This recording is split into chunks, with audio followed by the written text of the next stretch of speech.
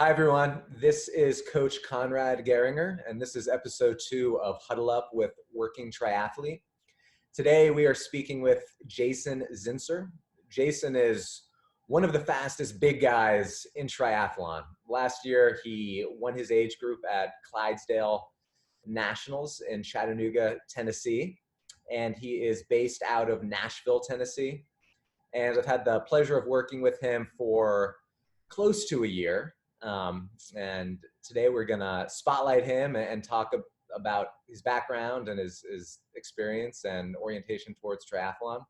So Jason, introduce yourself if you would. Oh, well, yeah, that was a very kind introduction, as Conrad said.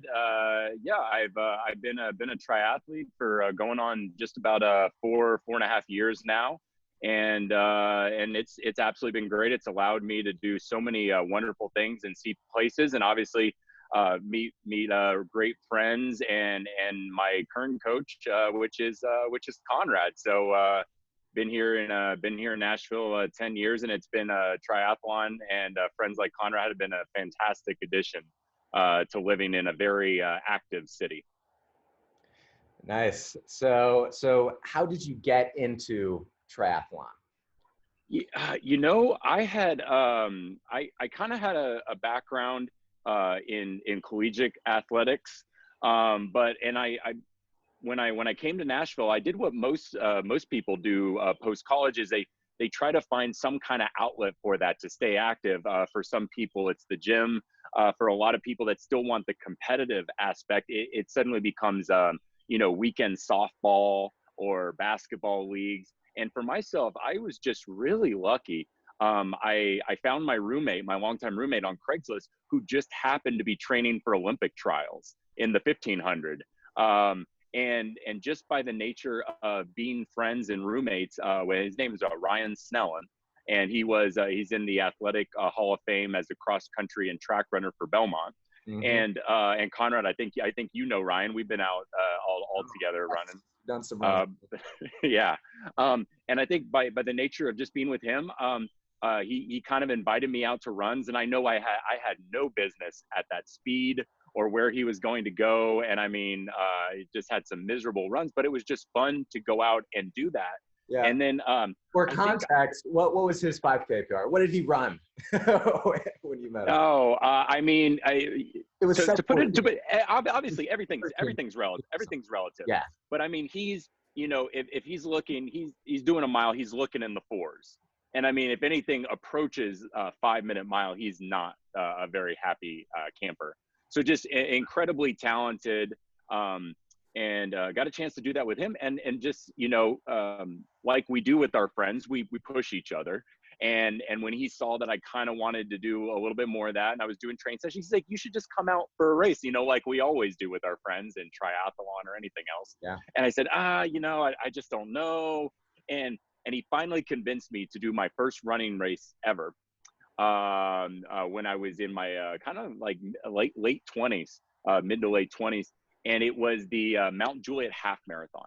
So I didn't start with a 5K, I didn't start with a 10 or 15. I started right in the half marathon on a pretty honest course, but I didn't have the right shoes, I didn't have the proper training. I just went out and just jumped off the deep end, because I figured for me that was going to be the way to really learn some things about myself and about the community.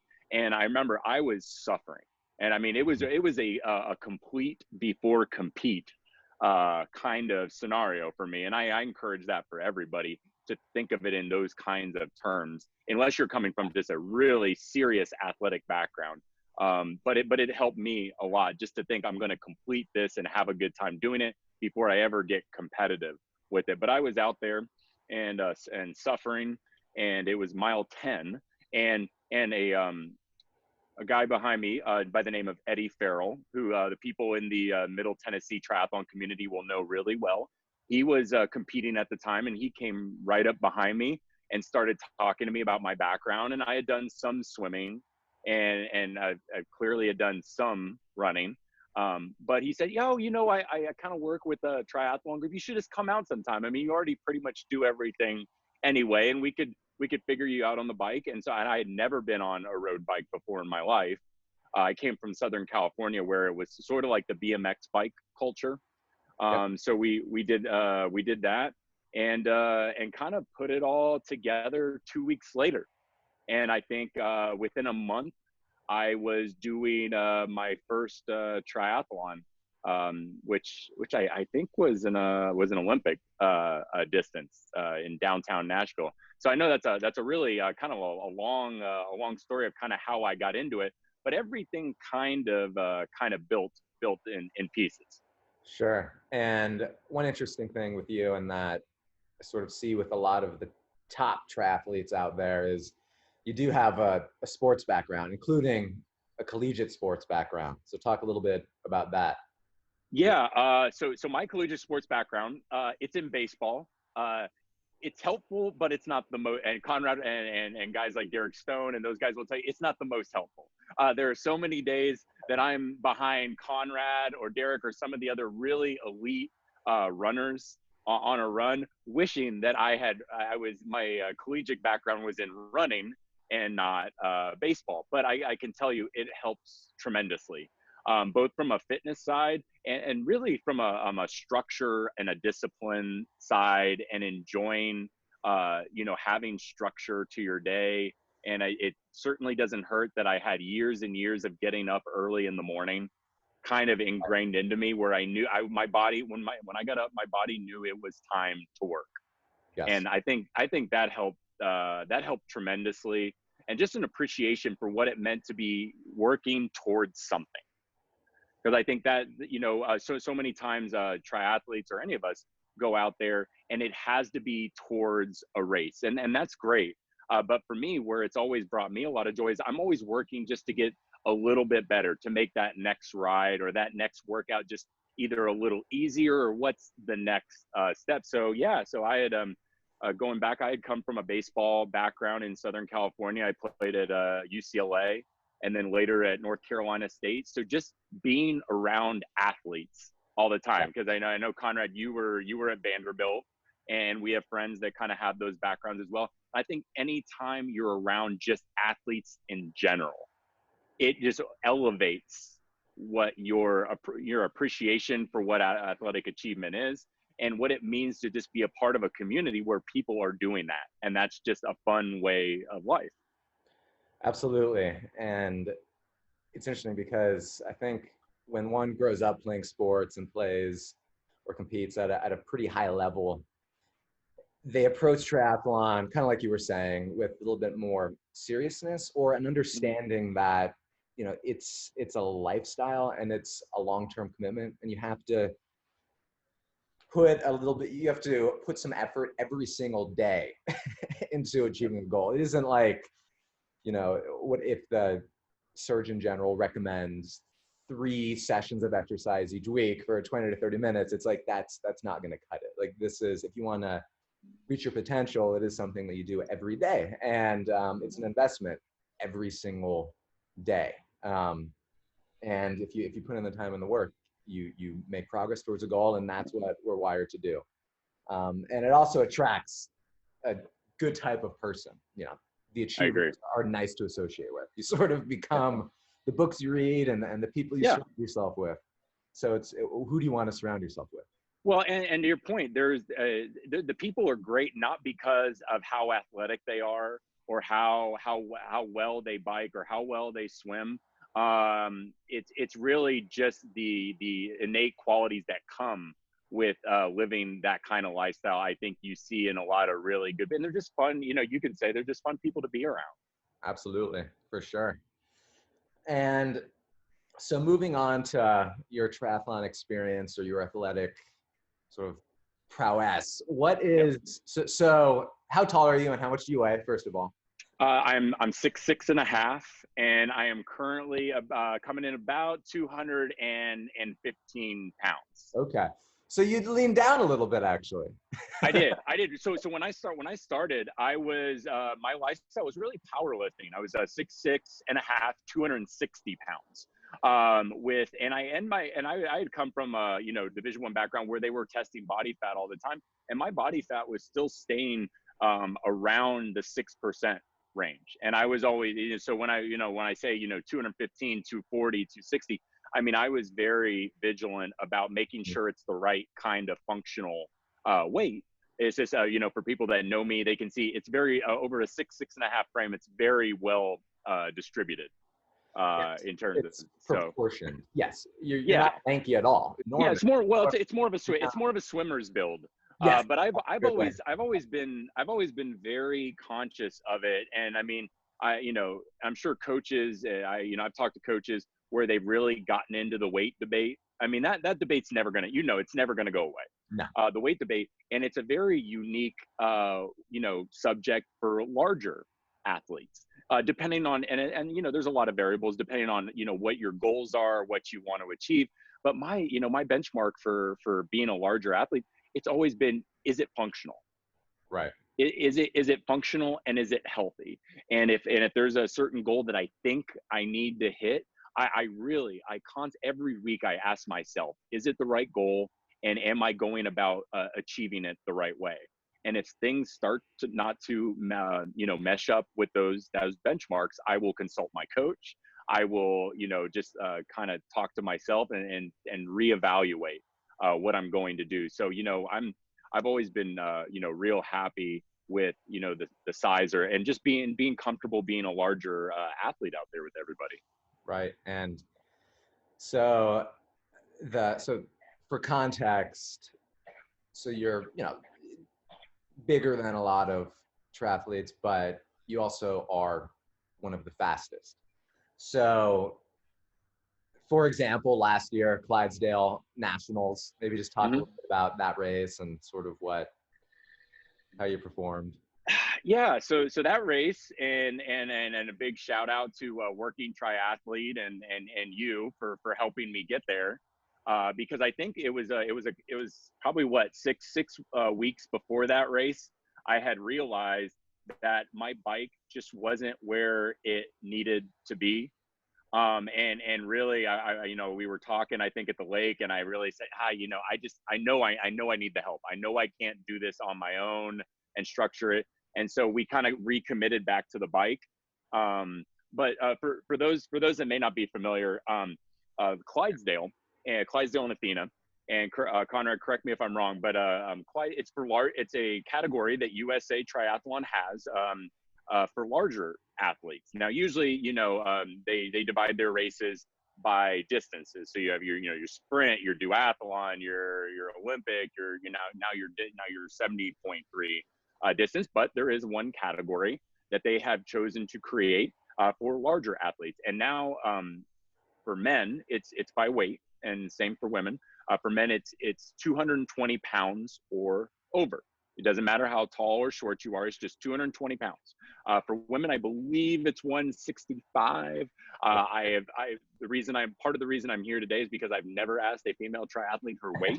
I leave that to event organizers, and rarely, in the men's field, people will kind of look around and see what people are kind of looking like. Women's field, no one's asking. It's like, if you say that you're that, you're that. But they do, to their credit, USA Triathlon, it used to be 200, I believe.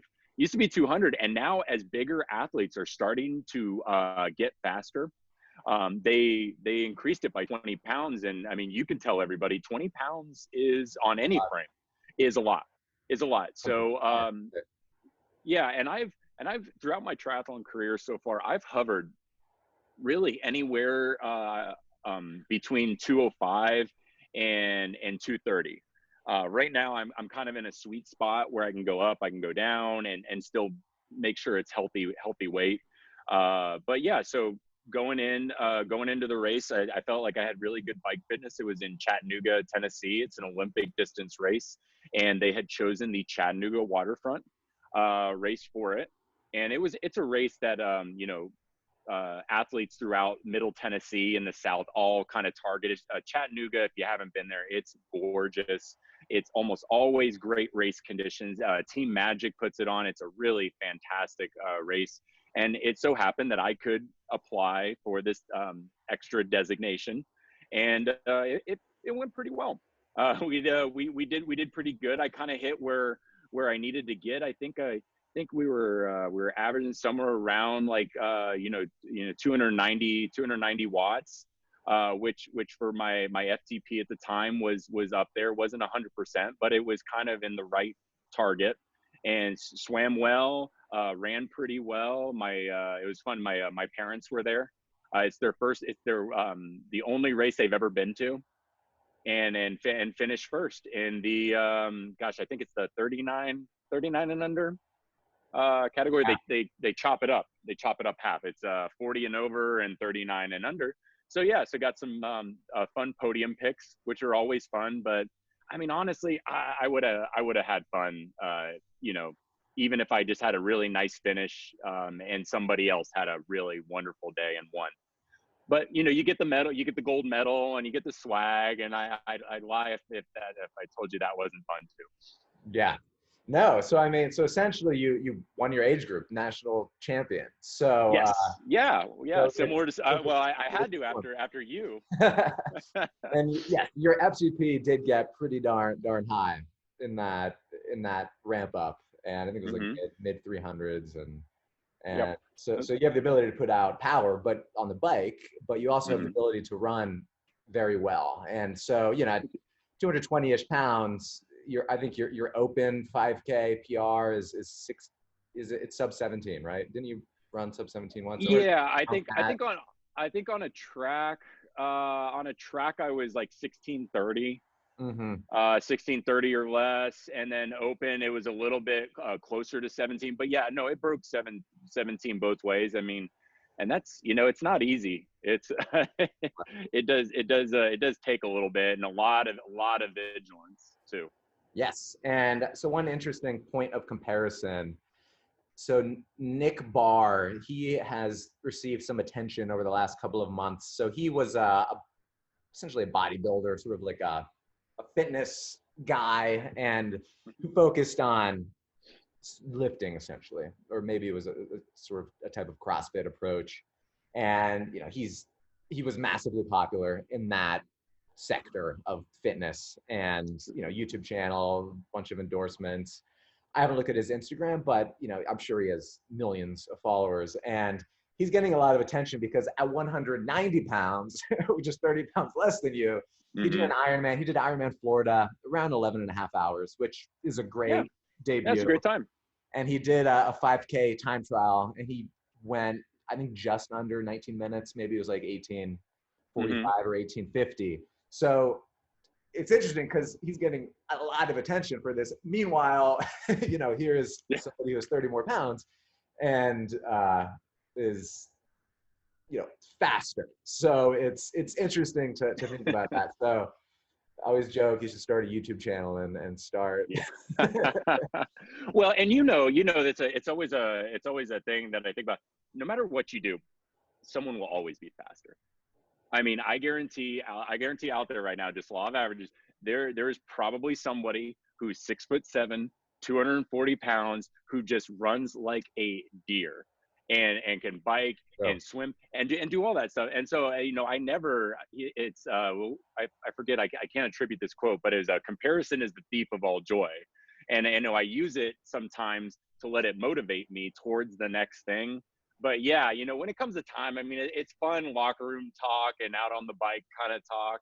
But outside of that, I'm sure, he would tell you, just like I would, when you're working with that kind of weight, you need to be even more careful about listening to your body, about how much time you spend recovering with your legs, and investing back into your body pre and post runs. And because that impact over time really takes a toll if you're not biomechanically sound. And so I found for that, I found video work is invaluable as a bigger athlete. Yeah.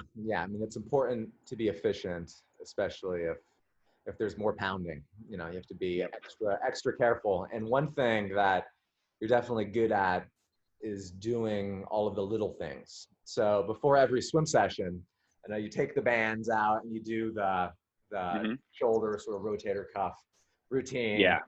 Tees wise and whatnot. And well, that's a baseball holdover from being a pitcher. Yeah. That I was really lucky to come into Division I baseball at a time when they called it prehab, not rehab, but just preventing injuries, being preventative. I came at a time when that was a premium, that was very in vogue for college baseball, and so that's just been a fun thing that I found really helpful. But yeah, they'll go ahead, the little things. No, yeah, no, the prehab that you have recovery boots, and I do. Yep. nutrition is obviously important. So, so what does your nutrition look like? Do you have an approach to kind of tracking macros? Is it sort of an intuitive sort of thing? Just healthy Yeah, choices?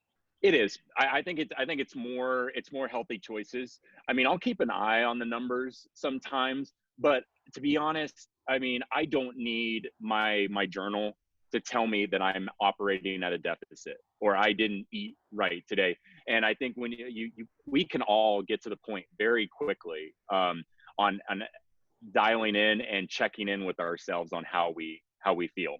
Um, as far as just like general rules, which is kind of what I do, it's how I grocery shop, really. You ever notice that if they put all the healthy stuff on the very outside ring of all grocery stores, and really my rule is I try to have as colorful a shopping cart with as few ingredients and everything as possible. If I can't pronounce it, I don't get it. And if if it's a box, if I can get it to 3 ingredients or 4 ingredients or less, then I'm in really, really good shape. But yeah, I know some people are really into intermittent fasting, and there's something to be said for everything. But I'd be lying if I said I didn't try a little bit of everything. I mean, I've tried massive carbo loading. I've tried, not eating for the first part of the day, and it's just trial and error. And I think I just found something that works for me, where I have enough energy. I mean, what do you think? I think a lot of it for me has always been energy. Do I have the energy to execute, and have I given myself enough to burn where my gut, my stomach isn't compromised during that activity? Yes, I mean it's important not to underfuel that aggressively. Obviously, certain athletes, their body fat percentage is high. They want to improve it. It does Mm-hmm. require some vigilance, and I do think that. So when I think about it, I think that it is good to every quarter maybe track your calories for a week just to sort of do a check. Yeah. And so MyFitnessPal, you can get very specific and you can input your activity levels and things like that. And it's just good to kind of reset so that sort of remember how many Mm-hmm. how many calories are actually in food. But when it comes to fasting and things like that, I will say that I've worked with a number of athletes, and when I started to work with them, then maybe they came from a general fitness background and they would intermittent fast and Mm-hmm. whatever that looked like a 8-hour window or 12-hour window, and it depended on the athlete somewhat. However, with high performance endurance training, it is tough to I think do it well and to feel good for workouts, especially if one is working out 2 times a day. Mm-hmm. The priority is just going into your workouts fueled well with your glycogen stores reasonably topped off, at least, or especially for the harder workouts, the higher intensity workouts, because you're burning glycogen at a pretty high rate there. And if you don't have access to that sort of quick release energy, you're not going to be able to spend a lot of time in zone 5, and it can hurt performance. So I'm generally an advocate, kind of like you said, just of a balanced approach, eating wholesome foods, not Mm-hmm. depriving yourself necessarily, but you know, you you don't need to be adding sugar to everything. During a 60-minute workout, you don't need to be chugging, a Gatorade endurance or a tailwind Mm-hmm. slash key endurance sessions. Yes, I think it's great to fuel during those. But, you know, in general, I think everybody kind of knows what a healthy diet looks like. And it's just all about balance and Yeah. I mean, my rule is I fuel for what I'm asking my body to do. Yep. And I look, like, to your point, I look at it from a workout by workout basis. You know, our bodies are amazing things, and it can do amazing things on very little.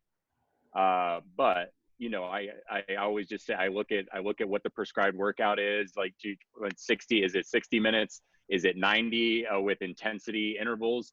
Do I want to turn this into a sort of a race nutrition scenario? And there's some of those. You know, went out and did 60 today, and I put in exactly in what I would for 60 miles in a race. Right. And just saw how that felt. So if it was a gel, you know, a certain amount of the drink and the electrolytes, and I got a little a test sample to see if that's the right for me. Yeah, and it's important to experiment in training. So obviously, especially if one is targeting long course, you need to dial in your nutrition, and different people can absorb a different number of calories per hour and still function at a given intensity. So a good general rule is to figure out sort of the maximum number of calories you could absorb per hour in training at race intensity, and then just get very good at consuming that number of calories in training. Yes, it's all important. So, you know, I know that we've been focusing on shorter distances, Olympic distance racing, but I know that you're kind of an itch to, I mean, you were going to do Gulf Coast before it was canceled this year, and you defer to next year, but you know, hope maybe we'll see if some fall races happen. Yeah, we'll see. But I mean, the big thing is just get out and enjoy just being out. I mean, that's big. We were talking about that today. That's just kind of the fun part of this. I mean, it's an interesting time, and you know, I'm just as disappointed as the next person in the fact that we're not racing right now. And if it happens in the fall, great. And if not, we're gonna have a great summer of being all out together as a triathlon community, and figuring out different ways to stay engaged and in good shape. I'm looking forward to seeing how everybody looks whenever we get back. I agree. I think that it's possible that a lot of people come back fitter than ever. They can train consistently. Maybe they're not gonna overtrain. So in training, it is much better to be slightly undertrained than overtrained and burned out, and you know, constantly on the cusp of injury or just sort of destroying your endocrine system.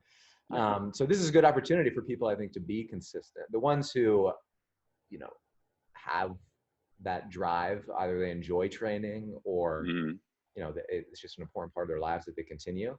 And I found that, at least with the athletes who I coach, the vast majority are incredibly consistent right now, and they're enjoying training.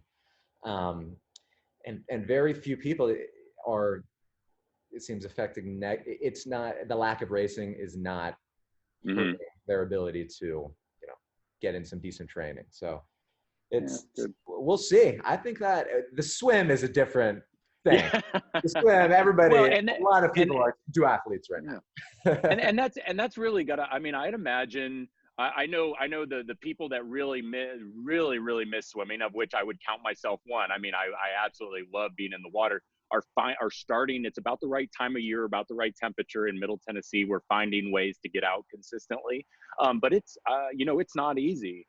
So to your point, I think that's going to be a big concern for race organizers coming up. I think it's at least a conversation they're having, is that when we do have athletes back, where is everybody's, you know, swim fitness? Because, you know, we've seen over the years a bigger amount of concern for race organizers and insurers is going into athlete safety in the water. Because when we do see our unfortunate problems, sometimes it's with athletes in the water.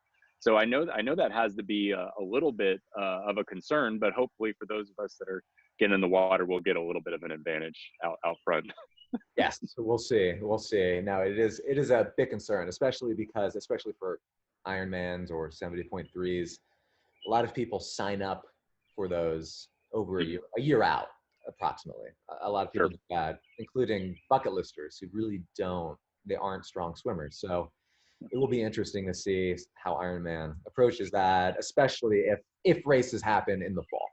And I don't know. We'll see. Yeah, yeah. I mean, are you? Would you think they may shorten the swims?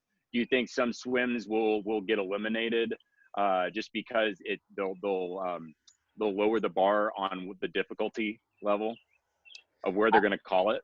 I think that they are just going to be very careful, and they'll probably play it by ear. However, I can see some courses being shortened, or if there's any question, if there's an up current component of any race, I think they're just gonna bag it and have everybody go point to point, like at Chattanooga or Louisville. They can do that as well. Right. But I think in the past, where if it was in between having it or not having it, and it could go either way, maybe they would have the swim. But now, if it's on the line, I think they're just gonna call it and say Right. triathlon. But that's just part of it. It's fine. It's fine. Well, and I mean, your swims, you're one of the swimmers that have been, been benefiting and making the most out of quarantine because you have the Vasa trainer there, and I know there's some athletes out there that are enjoying, trying to stay in shape that way as well, right?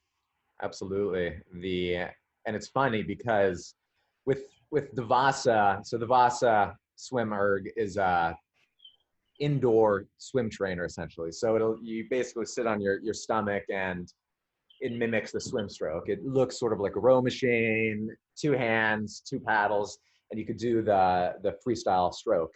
And there have been cases of athletes in who literally train on it exclusively, and they lay down some very good swim times. So one athlete, Sam Gaudet, he's from Europe. He lives in, I believe, Scandinavia, somewhere he did, and he's sort of a good example of somebody who trains entirely on the Vasa, and then will go and swim a 65-minute Ironman swim, and you know he that works for him, and he'll swim maybe a total of 4 hours before an Ironman, for example. So Ironman Texas a couple of years ago, he didn't swim in between Kona and Ironman Texas, Mm-hmm. except for the week of the race. Everything else was Vasa training, and he ended up swimming around 65 minutes, which is it was essentially close to a PR for him. And Sure. point being, fitness wise, it's great and it works. And with quarantine right now with COVID-19, a lot of Vasa athletes, it's a great controlled study because people can't swim, so they're putting time on the Vasa. So it's the question mark. Okay, now we'll have data. It's like before quarantine, your swim fitness was here, you could swim this. Now Mm-hmm. everybody's jumping in the water for the first time, open water, and you can compare. Are you as fit? And for me personally, the answer is yes. I'm swimming as fast as I ever have. I'm literally faster, probably 5 to 10 seconds per 100 faster, just because I was I able can to I can vouch for that. Sure. consistently. I think Ironman Arizona, I swam around 145 per 100, and now averaging 135 in open water per 100, and it feels great. So I'm sort of putting my Yeah. feelers out, and we'll test and see if other people, it works for them as well. Yeah, I think it'll be interesting to see if the quarantine's allowed. It's alleviated, I think, a little bit of the stigma for triathletes around indoor training. As people are working from home, as kids are having to stay home with their parents, and parents are finding that are triathletes are finding ways to just stay indoors. Certainly, I think you're seeing an uptick in the Ruby, the Zwip communities, and it'll be interesting to see because it used to be we used to go to these races and there'd be one or two guys that did like 90% of their rides indoors, Right. and everybody would kind of tilt their head at them. I mean, they would do really well, but it wasn't the norm. And I think it's even kind of accelerated the shift towards that, whether that's running or, as you point, swimming, and then cycling. Yes, I think that the cycling legs, I think we'll see some faster times. The cycling, if you look at the average times over the last, say, 5 years when indoor training really picked up steam, compare those to prior, 5-year segments, people are cycling faster. And, at the top end of the age group field, say the top 10%. And I think that is just due to indoor riding because you can hop Yeah. on, crush it, do a targeted workout, and it's uber efficient. So, Well, the X factor has to be the temperature, because I mean, you have everybody in their pain cave. They have 2 fans on them. It's temperature controlled, probably at 64 to 66 degrees in their home. I mean, the real committed athletes will recognize that they need to adjust a little bit and will take off the fans for a little bit and suffer a little bit more. But I know just from riding today, my body feels different. 2.5 hours out, both good and bad, feels different 2.5 hours outdoors than it does 2.5 hours indoors. Now, all the work I put in indoors allowed me to execute outdoors, but I could tell you, I immediately recognized the need to incorporate outdoors as well, leading up to whenever the next race is. you're right. And yes, for background, so today we rode 60 miles. Yeah. You, another athlete, and myself, and the weather's starting to get nice, so we haven't done that many sort of long rides like that outdoors. And a big factor, I think, is the heat. So it's getting up to close to mid 80s, close to 90 today, and our bodies are not used to it. and you can kind of feel it in the sun. So as our bodies acclimate, that will feel easier. However, you're right. It is important to still ride outside, and especially to develop that bike handling experience. And you use different muscles. I mean, you have to keep your bike stable. So your upper body might get more tired. Your neck might feel more tired. And the position is actually going to be a little bit different indoors versus outdoors because there's momentum. So there is a little bit of, you have to apply power, engage different muscles. And the shock, the fatigue from bumping around on the road, that's certainly a thing that does go up your muscles. And it's all things being equal, it could be a little bit more tiring riding outside than indoors at a given power. Well, it's also mentally, you have to stay mentally engaged, for 3 to 4 hours does take a little thing. But I'll tell you, I can't, the one thing I really am looking forward to coming back into cycling and racing is I never want to touch my brakes again. I'm so tired of hitting. I'm so tired of touching my brakes, and my brakes aren't used to getting touched because usually it's just like I'm either on the trainer or I'm in a race, and those things are never getting touched. And now with kind of going out doing outdoor training, I think my brakes aren't used to having to do anything on the bike. I think they thought they were just like decorations on there. It's true. It is a different experience, and in races we don't put on the brakes that often either. So it's good to make sure that they work though. So that's another good reason. So switching over to sort of your professional life. So you do have the ability to balance sort of high level training with work.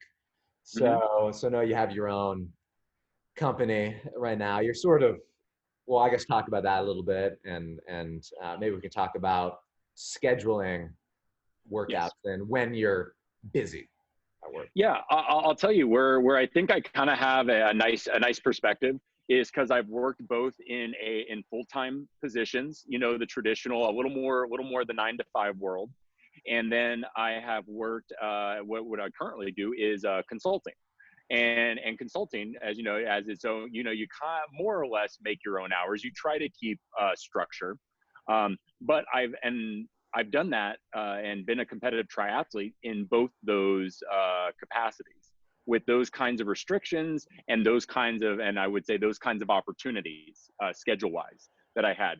So first in more than like the 9 to 5, what really helps is, and I know this is going to be hard for those who aren't early risers or who have kids and other responsibilities, is being a morning person. Has always really helped, even if it's just getting the run in. And then I'm very strategic about where what I put in the morning versus what I may do in the evening. and realistic about it. I mean, if there's a, you know, at one of the places I worked, there was a shower there, and I could go on my lunch break and go get my 45-minute run in, eat a little bit at my desk, and get right and shower at the office and get right back into work. So I would just tell people, you got to get creative. You got to get creative, and don't get discouraged at first, because it will look like a lot at first, especially as you get more competitive, as things continue to go well for you. You're gonna almost probably love training more than you love what you're doing at work all the time. So that's, you know, some of the difficult things, but there's a lot of really good opportunities to get creative with your schedule. Yes, and that lunch break run is probably the most common way to squeeze in additional training around a busy life. And I think a lot of employers nowadays are more accepting of that. And frankly, there's evidence that doing that makes you more productive. So if you run on your lunch break, I feel like you can sort of get over that 3 p.m. lull where your cortisol levels sort of, you know, adjust, and you want to take a nap. And getting the swim in the mornings was always a big thing if you could. And I would say it took me probably a month and a half for my body to get comfortable getting up very, very, very early in the morning to get all that. But then my body craved it. Like, my body would naturally get itself up. Mm-hmm. Yeah, and that's a great place to be. I know that master swim practices the first one is at 5 a.m. here in Nashville. Yes, as early. Well attended. And if you can get yourself there, that swim run brick is another good thing to do. And for people who are super time strapped, because you can swim and then you just knock your run out, and it makes it easy. It's just, you don't have to. Well, also not feeling like you're alone in the scheduling of that stuff. You know, looking at your coach as a resource, and because, you know, most of the people that are getting coached, they will, you know, almost definitely have had experience working with their own schedule in their competitive racing background. So using your coach as a sounding board for ways to get in, and just being a good communicator with your coach. I mean, your coach will probably let you know which ones that you may be able to afford to maybe push to another day because your schedule doesn't allow it. So, you know, I always say, you really, as a triathlete, if you're going to continue to love it and be competitive, have a good relationship with your schedule. Yep. You should never hate your schedule. If you're dreading a workout, or if you're dreading your schedule and what it's contributing to your life, or rather what you feel like it's taking away in terms of time in your life, it's time to talk to your coach and just say, because you can't have that relationship with it. And I've shifted my schedule a good bit as I've worked professionally over the years and competed. One year doesn't look like the other year. There's definitely some common threads which are very make my years very productive. But the schedule wise, they're not the same. Yeah. And different people. So some people, their schedule can accommodate larger chunks of time. And then oftentimes, so in triathlon, you have to work out 2 times a day, a decent with reasonable frequency, because you're training for 3 sports. That's if you obviously want to get close to your genetic potential. So some people, they like doing larger brick workouts, but working out 1 time a day. But I'm a fan of the 35-45 rule, which is 1 workout, just keep it short. It's just getting in, maintaining that rhythm of training and maintaining consistency. And then another workout, which might be the key workout of the day, 45 minutes. That's all you need. It doesn't need to be this 2-hour massive session every day to advance your fitness. And certainly as a race approaches, if you're doing a 70.3 or an Ironman or something like that, you need big blocks of time. You need to do that 4 or 5 hour ride for an Ironman training. Some bricks are good to do, longer bricks, but day in and day out, if people just drop the mentality that, you know, a 30-minute run is worthless, people would be a lot faster. And I think Yeah. that's the biggest thing, just appreciating the short windows of time that one has and just Mm-hmm. doing something. Like it's Yeah. going to add, you're adding it to your fitness bank, and your body recognizes that you're working out. It's gonna Mm-hmm. tight adaptations. So that's another good thing Yeah. to think about. Well, I think you and I even did that about 5 or 6 months ago, when I was going through a little bit of a busier time at work in the late winter, and you and I were talking. I said, man, I just don't think I can do many of these 90 plus minute bike rides during the week, even though I loved them. And we worked together, and you came up with a really good plan of the way to get that fitness into a shorter time period. And I think that's kind of what you're saying. Yes, exactly. You can manipulate training and sort of maximize gains relative to time investment. And this Mm-hmm. is, so it's interesting because if one looks at their schedule, the important thing is to look at your schedule first and figure out, all right, how much time can I realistically train within here? And Mm-hmm. then that's the first step. It's not like, okay, here's this training plan I found. It requires 15-hour weeks. How am I going to get all these in? Because then the workouts aren't going to be structured in an optimal way for you to Mm-hmm. maximize fitness relative to the time you're putting in. So you have to really prioritize certain key sessions if you're time strapped. Um, Structure training in a certain way. And if you do that, you can perform pretty well on relatively low volume, call it Now, do you, 6 hours a week. from a coaching perspective, do you find that some of your highest performing athletes, or just happiest athletes in general, are the best communicators? Yes, I would say that the people who probably get the most out of the athlete coach relationship are the ones who reach out and communicate.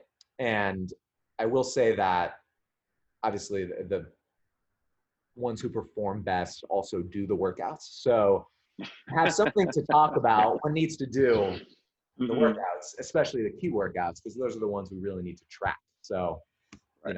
the key workouts, key intensity workout, for example, and then Sure. USAT, it's good to repeat certain workouts that you can compare. It's like, okay, 2x20 this Mm-hmm. week, you held this many watts at this heart rate. 2 weeks ago it was this. 3 weeks ago it was this. Your heart rate is decoupling like this. And then you can track fitness gains. And then when it's working, and then when it might be good to retest, so do another FTP test. Um, Sure. so communicating is great. And being in constant communication is important, as is doing the work. You have to do the workouts also. So all of those two things are important. But I do think that the communicators are certainly the ones who probably get the most out of triathlon, because I don't know what comes Mm-hmm. first, communicating and then getting excited, or you're excited about triathlon and then you end up communicating more. But yeah, in every case, the highest performing athletes are those are the ones who are more generally engaged with their training, more committed anyway. Right. So Right. yes, that is important. Um, so looking ahead, I guess what are you targeting? What are your goals over the next, if there's a fall Right. season, and then if not, looking into next year, maybe just talk about where you are in your journey. So you are, how old are you? I am. I just turned 34. Okay. So you're Yeah. still in the most competitive age group. Yeah. So yeah, I'm still in the age groups of death, which for those who aren't indoctrinated yet, you will find that what is it, 25 to 29, 30 to 34, and 35 to 39 are lonely places to be. If your only goal and what you deem success is merited by if you're up on the podium, and first place all the time, you're in for a rude awakening times. But yeah, so I'm 34, and I mean, I had a really nice season last year, where I didn't finish off the podium in any of the races, age group wise, which was a lot of fun. It won't always be the case, but it was good. For me, one is to stay healthy. And it's not because I wasn't healthy the last seasons. I want to continue to stay healthy, because we've both seen how much it really sucks if you get hurt, and it's hard to enjoy all that. And another one, I mean, I would just say I want to get a little bit better. I'm looking at kind of my FTP and my times on the bike.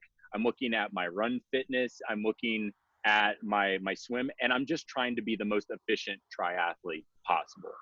And I think just you get to a point in your career, and I'm using career loosely, but you get to a point where, you know, you figured out some things, and now you're trying to put really good performances together, combinations of swim, bike, and run performances, with the advantage of having probably some knowledge about the courses, either from experience or otherwise, that you're going to race on. So I'll, you know, when things get started back up, I'll probably race on a lot of courses that I've probably raced on 2 or 3 times already. And so it's, how do I bring it all together? Because that's, you know, when you get to year 4 and year 5 and year 6, bringing it all together is a lot of fun. And just having those days when everything lines up is just, it's a lot of fun.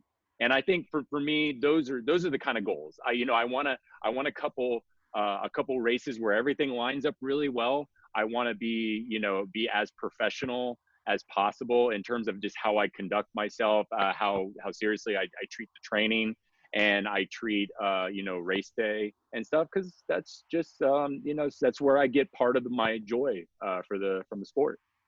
Right, just in being a paragon triathlete, just sort of putting together a masterpiece race, and then also being a good sort of ambassador, and then it's... Yeah, well, the ambassador is a good word, because I always felt, and there's a lot of triathletes that feel this way, is that when you're racing, you represent a community.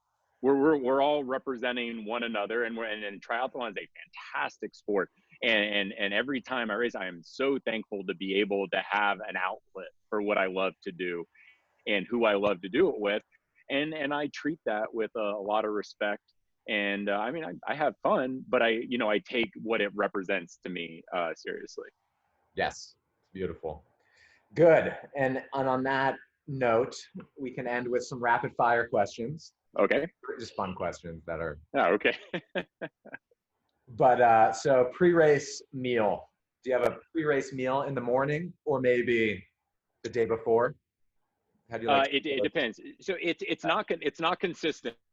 I will say it varies based on the distance. Mm-hmm. It does vary based on the distance. It's I love apple cinnamon oatmeal, and I love avocados. I love bananas, and I love Cliff Bars.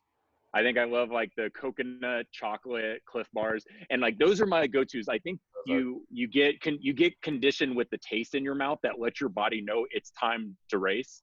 And I think that's in year 3, year 4, year 5, that's even more important than what it's given me. For the longer races, actually, I'll get up at 2 a.m. before a race and chug like a 500 calorie shake. Right. To just keep my glycogen topped off. But I mean, that's for 70.3 distance and above. That's a little excessive for Olympic. I can turn and burn. I can turn and burn. The less in my stomach, the better. As far as like the night before, I'll tell you that there's no set thing that I do, but I did steal a really good pre-race ritual from Derek Stone, which was, we were all out in Alabama, and we're at a pizza place the night before, and at this point I treated everything seriously. I didn't have a drop of alcohol. I didn't want this in my stomach or that in my stomach, and I was just taking it too seriously. Like, and it wasn't, it was kind of taking a little bit of the fun out of it. And when I saw guys that are at Derek's level and above, just relaxing and just reminding themselves that it's just a race and it's supposed to be fun. And one thing with all the training and volume and stuff you put into that point is not going to kill your race day, was a really good reminder. So I do 1 beer with dinner the night before every single race without fail, to remind myself that this is fun. That's a good way to look at it. And, obviously one's daily habits and what they're used to can also sort of govern how much one can drink beforehand. Or Yeah. I do love the idea. So one beer, it could potentially help you go to sleep, and it can. But what it represents is also important, which is, Yes, you it's know, more what it represents. you should feel a little bit of anxiety before a race, and that's a good thing. And you should feel a little bit nervous before a race when you're lining up, and your adrenaline should be going a little bit, and you want to kind of lean into that and harness that. However, you also you have to control that. If you're too aroused, you're too anxious, then you could hyperventilate in the water, and it's also just Mm-hmm. fun. It's not enjoyable. So Yep. that's actually a great way to look at that pre-race beer the night before. I like that. Yeah, so we can clip this whole interview down to just like a 5-minute segment of me saying a Yes, pre-race beer is you should great. have a beer the night before a race. Well, no, it honestly can be anything. I remember I was racing last year. I saw a guy, and he's very, very good. And usually you can tell the guys that are really good, just the way they look, the way they conduct themselves, and obviously the way they're finishing. The guy had a little like tassels and bows coming off his bike, which nobody does. And I asked him why he did it. He says, it just seemed kind of like a fun thing to do. And he was wearing like a pink kit. And so I think it's a little more common. It's not, and it's a beer for me. It's bows on his bike for that guy, or a pink kit, or something wild that somebody does with their hair. And I think that's great. And I think I'll always be giving that as a piece of advice to people I see within the community is find that one thing that reminds you that how fun this is. Yes, it's good to put into context. And everybody has different reasons for racing. Some people, a lot of people get nervous, and they view like standing next to maybe the water as they're standing in line for their execution, and they're afraid maybe of the pain that's about to come if they go hard, or they just get nervous thinking that if they don't perform up to their own expectations, which really maybe 2 or 3 people in the world care about how they do at all, and nobody cares about how they do more than they do. It's like it's good to put it into context. But then you have other people who, they're viewing it in a more of a competitive sense, and they love that. They love putting it all out there, and it's like they're going into battle with themselves and other athletes, and they like it. And then other people, they just want to have fun and they don't care. And that's what's so amazing about the community. I don't think I've ever been a part, and this is coming from, I'm speaking kind of from the competitive sports background. What got me into it and what's kept me in triathlon, I don't think I've ever seen kind of a sports community that's so well meshed individual achievement with a community aspect, where how you did wasn't taking away from how anybody else did. Everybody's just kind of out there for the right reasons and feeding one another. Right. And I mean, you see that, and there's some exceptions. Every once in a while, somebody will have a bad attitude. But for the most part, I mean, shoot, on pure numbers alone, it's a really special community. So I'm so happy every single day to get to do this. Absolutely. Second, rapid fire. Yes. Anybody alive or dead to have dinner with? Who would it be? If you could. Oh man, yeah. And I'll put my disclaimer on this and say this is absolutely not political at all. It has nothing to do with policies. But Barack Obama actually, and this comes from just leadership. I am just endlessly fascinated with people in leadership positions. And I honestly, I probably could have said, Bob Iger would be another. Bob Iger was the longtime 15-year CEO of the Walt Disney Company. And he was there during their acquisition of Marvel and 20th Century Fox. So, but going back to the Obama thing, I mean, I've always had a fascination with anybody in leadership and seeing how their stint in certain high places has changed them, or has it changed their view or their worldview. I mean, we could say that of the leaders of USA Triathlon, as there has been increasing pressure for US athletes to continue to improve and do better on the world stage in the Olympics. Leadership has changed over in USA Triathlon. They've instituted different kinds of youth programs to get better athletes, up through the pipeline. And I think anybody in leadership position are they're great people to have dinner with and talk to. Great answer. Last question. So triathlon is obviously very gear intensive, and I think it attracts a lot of people who like to just buy stuff and who like gadgets. So what piece of equipment is your favorite, or do you like, or do you find essential? Okay, so I'll give I can't give short answers, but I will try. So two-part answer. My favorite piece of gear is Roka sunglasses. It's not a shameless plug. I don't get free glasses from them. I wish I did. Sponsor. If they want to send me stuff, I think what they're doing at Roka with sunglasses is just unreal. Like I just love it, and I don't usually fawn over products, especially if it's necessary products for racing. I mean, it's not making me faster, but I just appreciate a really quality product. So I've been racing in their GP1s for a while. So for those who are familiar, it looks like they're like the bigger cycling glasses. But yeah, their technology and what they're doing is kind of like the revolution of what Oakley did back in the day. So that's kind of my luxury product. That's what I like. That's what I like the best, and what I always have to grab before I leave the house to go work out. Now, what's my essential piece of equipment? A good indoor trainer. I got to be honest. I live a mile from downtown Nashville. It's wonderful because I can drive about 20 minutes, maybe half an hour, and be in some really beautiful parts of the country and get some training in. But I wouldn't be anywhere near the bike fitness I am now if I didn't have a really good trainer. So I invested and got the Wahoo Kicker smart trainer, and that's been fantastic. And I mean, that's the thing, is if you took it away, I would be concerned. I'd be really concerned. I'm wondering what I was going to do. Have to ride outside in the middle of winter on rainy, cold days, and that's just miserable.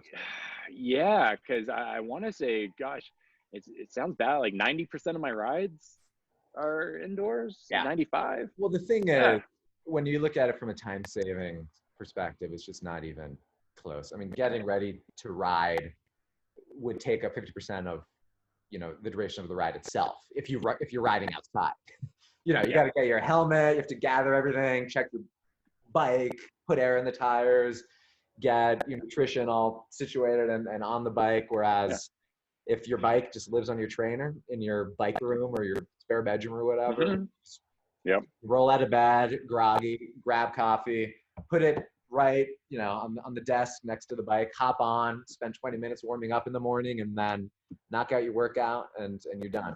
Whereas you ever taken a work call on the bike? I have. I think that's the litmus test. You're not really an indoor rider until you've taken a work call on the bike. Exactly. And then tried to keep it quiet. When they ask, it's like, do you hear that? No, I don't hear anything. Now, do you stop your workout, or do you keep going? I would stop it. I could not do anything above probably zone 3. Okay. And not and carry a conversation that's seamless. I'd be breathing too. It's like we're creating our "you might be a redneck if" you might be a diehard triathlete if. I know it is important. And then if somebody calls and you're in the middle of a long ride on the trainer, all of a sudden you're the most talkative person in the world because you're being entertained by talking to somebody. If you're alone, in the pain talking. But it is possible to be very productive on the trainer. I do answer on the trainer. So absolutely. Yes. Yeah.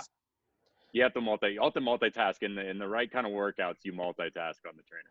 Absolutely, it's important. One of the pillars of working triathlete, the list of principles to work on the trainer. You should do your top 10, your working triathlete top 10 list. That's next. That's a good idea.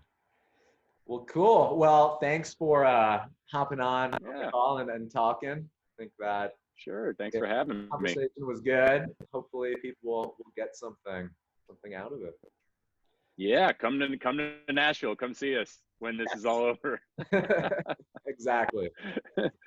Draft. We'll teach you how to draft it 6 feet away.